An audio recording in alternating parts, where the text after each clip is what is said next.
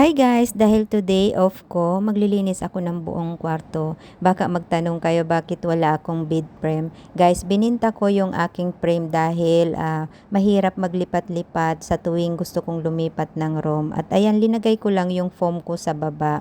Lininisan ko na buong gilid dahil mayroon akong nakikitang cockroach na maliliit, naglalakad-lakad. So guys, kailangan ko maglagay ng powder para sa cockroach para hindi dumami. At ayan, kailangan kong ayusin lahat, linisan para mawala ang cockroach sa loob ng kwarto ko. Marami kasi dito sa ibang bansa yung maliliit na cockroach kaya mahirap na baka sa tuwing natutulog tayo pumasok sa ating tainga. Kaya kailangan natin maglinis guys.